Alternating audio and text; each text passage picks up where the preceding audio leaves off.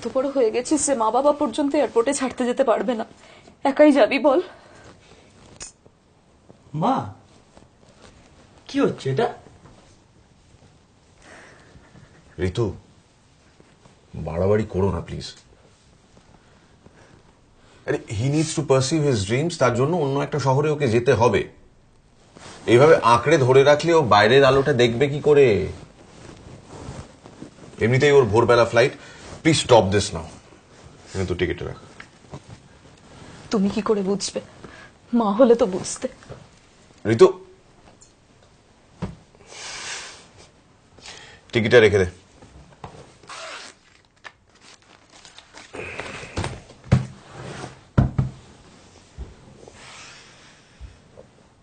ভয় করছে? খুব স্বাভাবিক। But that shouldn't be a reason for you not going.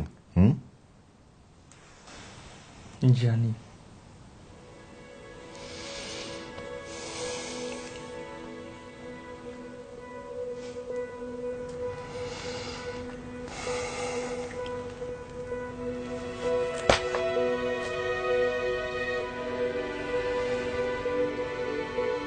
বাবা কি ঘুমিয়ে পড়েছেন ঋতু?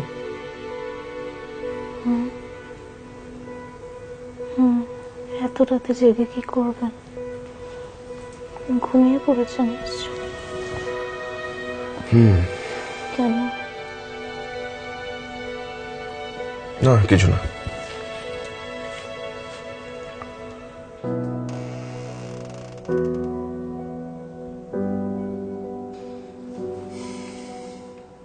কি হলো, ঘুম আসছে না?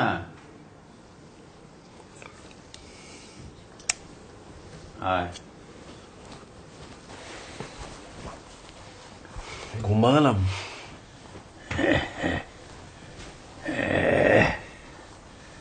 ভয় করছে? এই বয়সে? আমার কিন্তু করেছিল 25 বছর আগে, যখন প্রথমবার তুই দিল্লিতে চাকরি করতে গেলি একা। একটু করছে।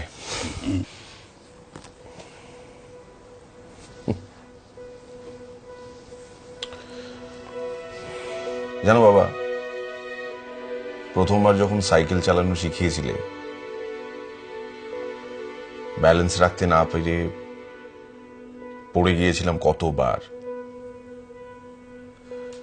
তখনকার একটা কথা আজও ভুলিনি। যতবার পড়ে যেতাম তুমি তখন বলতে, কিচ্ছু হয়নি, উঠে পড়।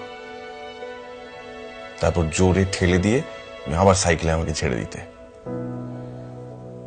সেই সময় খুব ভয় করতো আমার, তোমার উপর রাগও হতো, অভিমানও হতো যে তুমি সবটা জানো, তা সত্ত্বেও আমায় একা ওই সাইকেলে ছেড়ে দিচ্ছ। তারপর প্রথমবার যখন পড়লাম না, সামলে নিলাম। সেই সময় দূরে দাঁড়িয়ে থেকে তোমার মুখের এক্সপ্রেশনটা আজও ভুলিনি। যেন তুমি আবার নতুন করে সাইকেল চালানো শিখেছো। একটা কথা বলি, এই যে একা ছাড়ার ডিসিশনটা নেওয়া না অত সহজ নয়।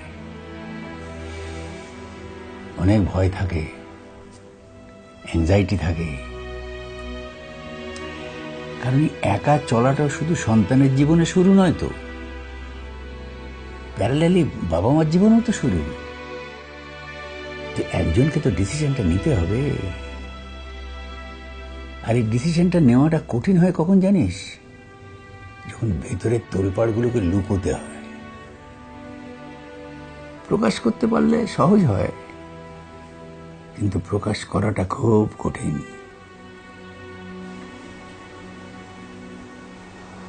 মনটাকে জোর করে, কঠিন করে কাউকে না কাউকে তো নৌকোর বাঁধনটা খুলে দিতে হবে।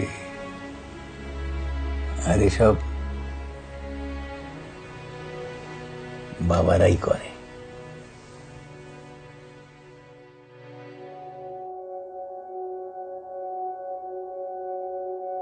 আমি তোমায় কোনোদিন বলিনি যে রোজ মাঝরাতে তুমি যখন মশারির গায়ে আমার হাত পড়েছে কিনা দেখতে আসতে।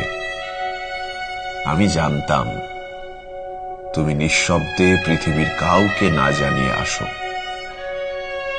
তাই জেগেও ঘুমের ভান করে থাকতাম।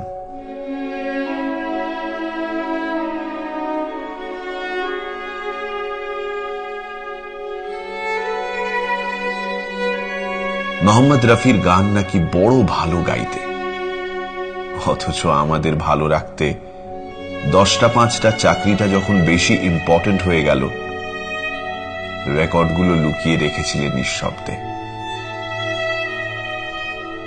রোজ পকেট থেকে টাকা সরে যেত জেনেও কোনো দিন টাকা রাখার জায়গাটা পাল্টাওনি। আমার স্কুল, আমার খেলা, আমার ভালো থাকার মতো তোমার ওভারটাইম, পুরনো জুতো, ভিড়, বাস, এগুলো মেনে নিয়েছিলে নিঃশব্দে। যত বড় হয়েছি তুমি বুঝবে না ভেবে মায়ের সাথে ভাগ করেছি সবটুকু, অথচ আজ বুঝি প্রথমবার আমার ব্রেকআপের পর কেন হঠাৎ দার্জিলিং এর টিকিট কেটে বলেছিলে ডিসকাউন্টে পেয়েছ।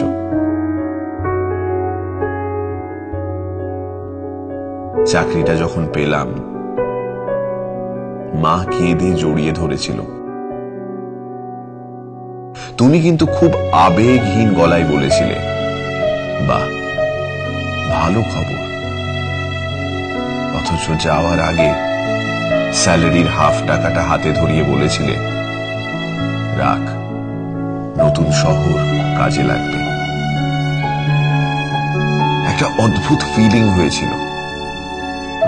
বুঝেছিলাম আপাত দৃষ্টিতে যে লোকটার মন নেই ভেবেছিলাম, জীবনের সব যুদ্ধে হেরে গিয়েও যদি পিছন ফিরে তাকাই সে থাকবে এভাবে নিঃশব্দে।